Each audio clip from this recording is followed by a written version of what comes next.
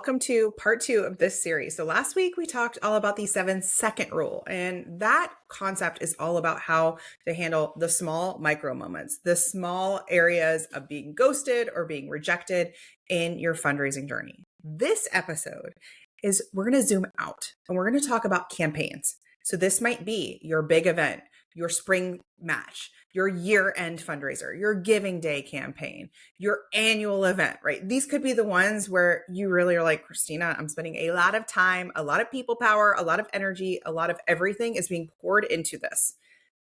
We're going to talk about today what to do when your campaign falls flat and how the 7-minute rule is going to move you from frustration to evaluation and ultimately to impact. So most fundraisers, most CEOs, most marketers feel like if their campaign flops, it was because they failed. They make it very, very personal. They did something wrong. They think maybe we chose the wrong goal, the wrong message, the wrong name. Donors don't care, right? It's sort of a big problem and it's all to do with you. But the problem actually isn't the result. The problem is how you handle the result and what to do next. So if you don't have a structure for that post-campaign crash, you spiral. You may shut down. You may disappear and go quiet on your donors for 3 months, 9 months, longer. I've met with organizations who have done exactly this. They actually hit a crash where it's like it all felt very hard and then they go very, very quietly. So this actually is, again, a normal response. It makes sense. When something doesn't go how you hoped, it is a disappointment. And in fact, it's bigger than a disappointment. It feels like, gosh, I spent all this time, all this energy. I got everybody hyped. I got myself hyped. And here we are. We didn't even hit our goal. We didn't even hit our goal. And the way that I came up with this concept was, it's so funny how much I've learned in Little League. It is wild. So we're going to give you 2 examples. One is, I think I heard this on a podcast. I don't know if I read it or heard it on a podcast, but basically I heard this coach say, and I don't even know what type of sport they were coaching. So it could be volleyball, it could be baseball, whatever. But these were high schoolers. And it really stuck with me. And if they lost the big game, what the coach would do is, here's what happened. The high schoolers would like pile back on the bus to head back home, and morale would be like lowest of the lowest of the low. Everyone would just be in spiral city. There might be tears. There might be negative talk. There might be blaming. There might be, I knew we could never win. All of the feels, right? And this coach said, you've got 7 minutes to sulk. You've got 7 minutes to say we should have done better, to cry, to vent, to feel like crap, to blame, to shame. And when that timer goes off, we are done. When that timer goes off, we're going to evaluate. We're going to find something to celebrate, and we will move forward. And that stuck with me because I have watched many a 9-year-old this season go up to bat, and the stakes can feel high. And even at 9 years old, they can feel really high. Like the pressure's on you, and you go up to bat and you strike out. And that strikeout could be the game loss strikeout. You with me? And I've watched the self-talk that some of these kids have, and it's not their fault. Again, we learned last episode, we are hardwired to go very specifically negative. And that self-talk will be, I lost the game. It's all my fault. It's all on me. I know I'm the worst. I'm the worst at this, right? And it will be like this piling on, right? And what I talk to both my children about is there's a fork in the road when that happens. And number one, you do want to acknowledge that part of you. So we're going to talk about that in a second. The other fork in the road is like how you want to continue to talk to yourself in a way that actually keeps you progressing at the game or keeps you stalled out in that loop. And like one is going to produce joy and love for the game, and one's going to keep you in it, and one's actually going to make you better at it. And the other, we see people quit. We see people do something they don't even enjoy anymore, right? We see that energy kind of dwindle, okay? And in fundraising, it's the same way. We need that. If you're going to grow your organization, you're going to need to live through a lot of these 7-minute moments, these moments where you're like, you're kidding me. I knew we would sell out tickets and we didn't. Or I was so sure we'd hit that 100K goal and we didn't. Or I thought that donor was going to come through and they didn't. Those moments are going to happen. And when you get to be a $5 million organization, those moments are still there. The zeros get bigger. I look at my clients who are on their way to raise their first 200K. And then I look at my clients who are closing in around 2 million. And the disappointment is in both. Both of them have these moments. And the trick here, the ones that peter out, the ones that quit, the ones that leave the industry, the ones that let their nonprofits shutter are the ones that get stuck in that loop. And they make it mean something about them. They make it mean something about the people who support them. And the ones that grow to 2 million, 3 million and beyond are the ones that go, part of the deal, not personal, not about me and my worth. Where can I move the needle? Where can I evaluate? So the real problem isn't the miss. The real problem isn't that you should have sold one more table to your gala or that you're 5K away from your goal, right? The real issue is you don't know how to recover. And that's a killer of nonprofits. That is a killer of momentum. That is a stress cycle, right? Most people either wallow too long there, and this is an even bigger one, and then they just move on to the next campaign and they skip the evaluation part. They skip it. And that kills momentum more than the actual no or the shortfall ever could. Okay. So we're going to talk about the 7-minute rule. We're going to talk about some ways that this shows up and some ways that you can actually introduce this in your next campaign. So the 7-minute rule is a mindset structure, a method that helps you recover faster and build emotional resilience as a fundraiser. Now I have a workout example popping in my head, which is like, you're not supposed to like have arm day every day of the week, right? You're supposed to have like arm day, leg day, and then you're supposed to rest and recover. And what a lot of fundraisers do is like, arm day is the 24/7 campaign until you burn out, right? No, you're supposed to evaluate. You're supposed to pause. You're supposed to feel the disappointment. You're supposed to feel the joy too, by the way, the celebration. So after you experience like a loss, an underwhelming result, and I want you to set up a timer for 7 minutes and I want you to journal. I know. I want you to journal. And what you can do if you're like a kind of a non-journaler like me, you can actually use your phone and you can use the voice to text and you can put it in the memo area of your notes app or something like that. But you need to get the words out of your brain. That's what you need to do. Okay.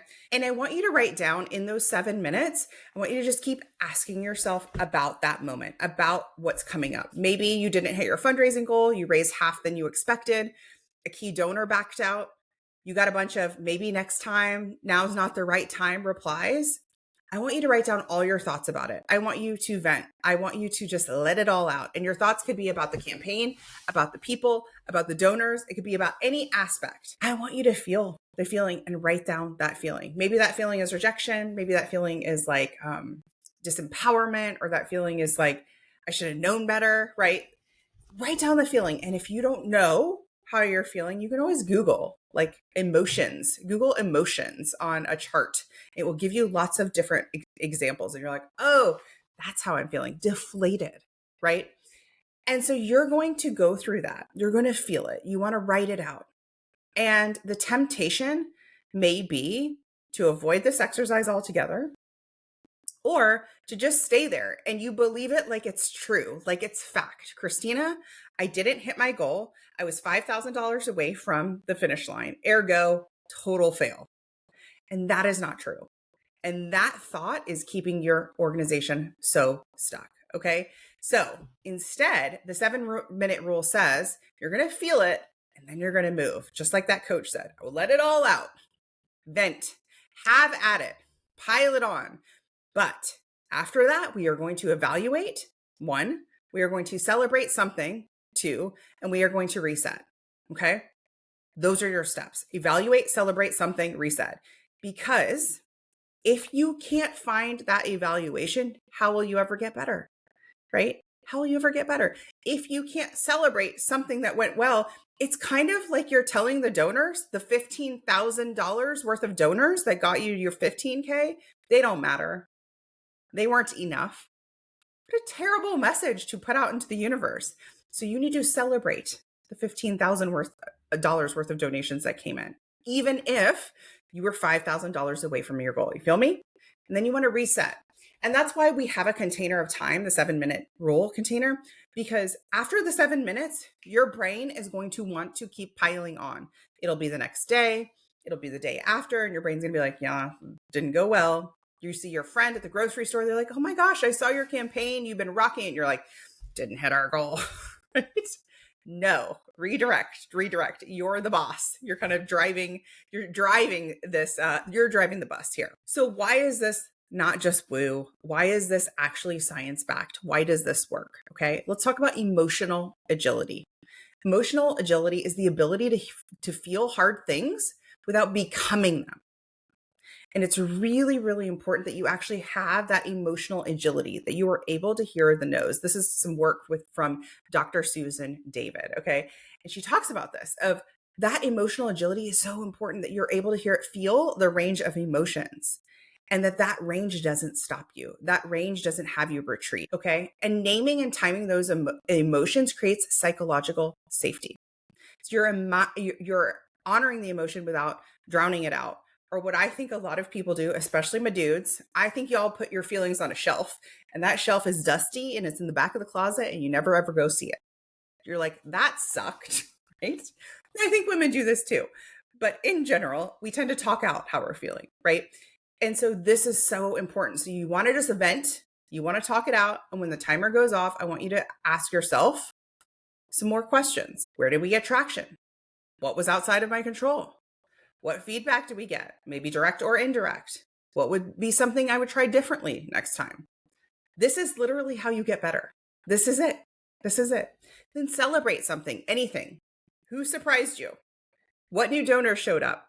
Who gave you a shout out that you were like, oh my gosh, that filled my heart? Who showed up early on the day of the event to set up? Who stayed late to break down and you didn't even have to ask them? What board member really rocked it? For example, when you're evaluating this data, here's what will show its head. Here's what will poke out you would have missed.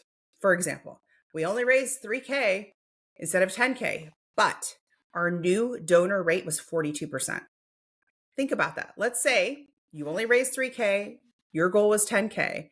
And had you not went in there and looked around and evaluated, you would have missed how many new donors you got through this campaign. How many new donors? So we have a client inside the Sprint Method. And my Sprint Method is my more foundational program. We teach you community fundraising. So you get out of solo fundraising mode. Okay, this is perfect for emerging nonprofits. And I was coaching her on a recent call, and it really stuck with me. I it really dropped in as I was marinating on it in the days that passed, which is she ran her first sprint campaign. She didn't hit her goal of 10K. And one of the things she said was, and she led with, is I didn't hit my goal.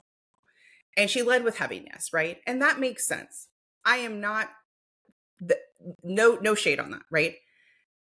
But after some coaching, what she also told me is, we made more in this campaign than we ever have in the history of our nonprofit. And I was like, I'm on the floor. I felt like, where's the confetti? Where's the balloons? Where's the party? Can we just pause and celebrate that you just said, in this short period of time, you fundraise more than you ever have for your nonprofit in the history of your nonprofit? And can we just put it on the back burner for a second that you didn't hit your goal? Here's what it starts to mean. Who cares you didn't hit your goal? You doubled what you did last year. You brought in new donors. Who cares? When we are hyper focused on the shiny thing, the big thing, it's not that goals are bad. But when we are hyper focused in striving mode, we miss it. And I know this happens with my clubbers too, is they're very goal focused. They are very, very in growth mode. And I want them to be, right? And it can be hard to actually see what you've created and how abundant it is and how much traction you're getting when you're like, yeah, but we're still so far away. Yeah, but we didn't hit it. Yeah, but it feels blah, blah, blah, blah. And Lynn Twist says this, and I probably think about this a few times a week. And I'm so glad I know this quote from her, because it really is a guiding force for me. What you appreciate appreciates. So, oh my God, if you would like to have more people give, you have to appreciate the givers. Now, I think of another client. Her goal was to have 100 new recurring donors. She didn't make that goal. She made 60% of it. Holy crap. 60 new givers. That's amazing. Those are record-breaking results. She had never brought in that many people in such a short amount of time, right? Or You can just be like, I didn't hit my goal, right? I didn't hit my goal. One thought is going to keep you retreating, going, I'm not doing that campaign again. That feels like a slog. That feels really hard. The other will be like, I got 60 new donors. Oh my God. It's, I wonder what campaign I should run and what messaging and in what time frame to pick up those extra 40. It's as good as done because I'm going to love on the people already here. I'm going to create a practice of loving on them because what I appreciate appreciates. Like that is so, so important in this. That is so important for satisfaction in what you do, for your donors to feel that reciprocity and not that transactional relationship, right? And for you to experience the growth. And there is a confidence I've noticed that comes from organizations who are past $1 million in annual fundraising revenue. There is a confidence that comes because they've mastered or are closer to mastering. I feel like it's never really totally mastered. It's never totally perfect. This 7-minute strategy. So they know and feel confident that if they didn't hit their goals, it was just a miss.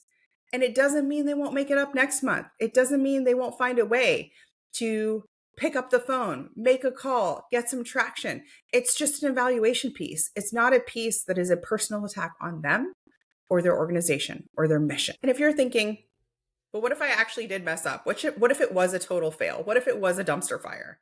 That's still data.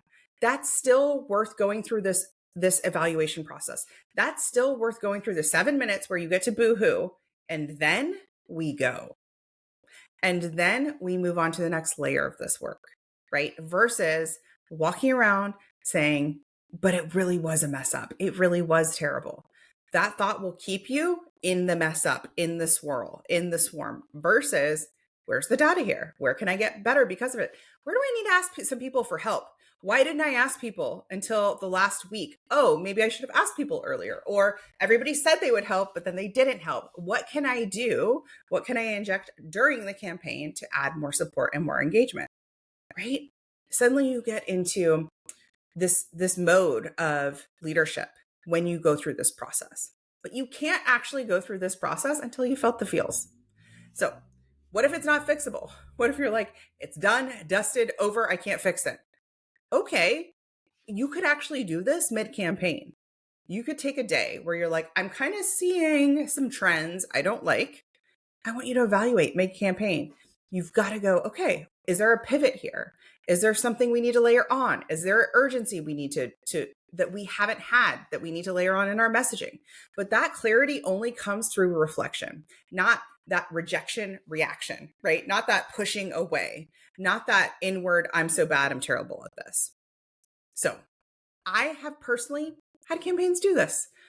I've watched many nonprofits campaigns do this. And every time the difference between that shame and guilt versus growth has been the 7-minute space. I think so often about kids who loved a sport. They loved a sport and then they gave it all up somewhere around the tween or teen years. And I think there's a lot of this built in. They made the loss so heavy. They made the loss so personal. They made it mean something really negative about them, about their identity versus, I have a skill to build over here. Versus, like, I think about like the kid who's up at bat and he strikes out and then that's the game loss. Is that the game loss or was the loss a series of strikeouts, a series of outfield catches that weren't made? It was built on a series of just small adjustments, small micro adjustments that could have got the win. It's never, ever all on you unless you make it, unless you tell yourself it's all on you. So this is the work we do. This is why we layer on the strategy. That's why this fundraising strategy is so important. And so is the mindset. And I believe this evaluation piece is somewhere in the middle. I had a client recently who joined the club and they already had a campaign in motion when they joined. And their campaign didn't go how they wanted it to. They did not hit their goal. They did not follow our framework because their campaign, again, was already going by the time they joined. And it was really easy for them. I could feel it to go spick and span. That didn't work. Now what? And I was like, no. Hang on. Let's evaluate. Let's poke around because there are some juicy pieces in there that we actually can learn from. And oftentimes there's an opportunity. It's like, oh, where can we pull a thread here for a campaign to actually hit the goal? I like to think it's not over till it's over. And even when it's over, I'm not over. I'm not done. And I don't want your organization to be done either. Don't let that feeling reverberate out into your world, your staffers, your volunteers, your board members. They are looking to you as the calm, confident, sturdy leader to be like, we got this. Here's what we're going to do differently. And that momentum will have that lean and energy. And they're going to be like, all right, I'm all in. So if you want support with this, I would love to help you. If you're feeling stuck hosting spaghetti dinners and chasing casual donors, relying on Facebook birthday fundraisers, it's time for community fundraising. Inside the Sprint Method, my program for emerging nonprofits, you'll learn how to repeatable system to raise 10K or more in every fundraiser. No big team, no grant writer, no burnout. You can go to splendidatl.com/start for details. Now, if you're ready for your fundraising MBA with a twist, maybe you're a little rule breaker like me, you're ready to ditch the grants, the galas, the grassroots campaigns, then the Purpose and Profit Club coaching program is for you. It's where bold nonprofit leaders double their campaign revenue. You can go to splendidatl.com/start for details. I'll see you next time. Go use the 7-second rule and the 7-minute rule. I'm excited.